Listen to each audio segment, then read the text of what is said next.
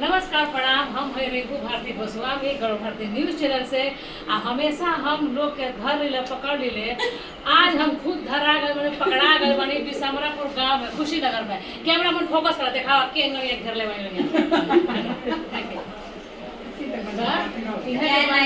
घर के मालकिन सबसे फर्स्ट दिखाओ कैमरा फोकस। हां यहां के और जाओ आई है आई मम्मी जी आई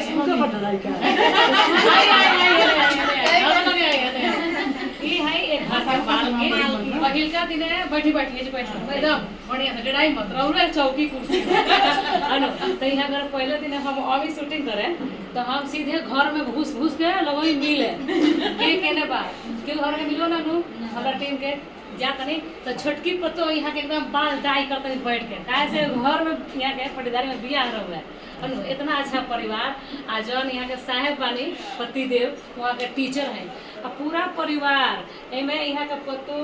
बेटा नाथ नथुर इतना निमन इतना सुंदर इतना अच्छा व्यवहार पूरा गाँव में भैया एकदम सिस्टम हिला दे वाला हमारे दिमाग है इतना अच्छा भाई छोटको पतो कैमरा में फोकस कर आइए देखिए है ना बड़की पतो यहाँ के बानी सब है बड़ा अच्छा लगा था। करवा कैसा लगा था अभी जी बहुत अच्छा लगा था बहुत अच्छा लगा बढ़िया बात है। बताइए अपन एकदम बढ़िया बढ़िया नहीं मस्त और भी बताइए लोगिन जी मस्त एकदम बड़ा अच्छा लगा था। लड़को टीचर हाँ सब लोग टीचर हो भाई पूरा अध्यापक बड़ा संस्कारी लोग यहाँ लोग बानी। हमार किस्मत अच्छा बा कि हम जहाँ जाए रहता हमारे इतना अच्छा परिवार में बा एमे हम बहुत धनी बनी राजा बनी राजा आदमी दम अनु इतना अच्छा परिवार तो हंदावा करे मुस्कुरा मत आवा भाई बड़े भाई पता ना ए शुभी बैठ जा पियला हां ई तू गाय का दूध पियला कि भैंसिया का पियला गाड़ी एबे ना कर तू काहे इतना मोट बात पिटाई नहीं है हैं दूध नहीं पीता पिटाई पे देना टेंशन हो हैं भैंस का दूध पियला नकली दूध सप्लाई होता तरह लगे जे दूध देता ओकरा से जाके बोली है कि काहे पानी वाला दूध पिया होता लो हम तो गोटाते लेकिन देह पर मासे नहीं चढ़ा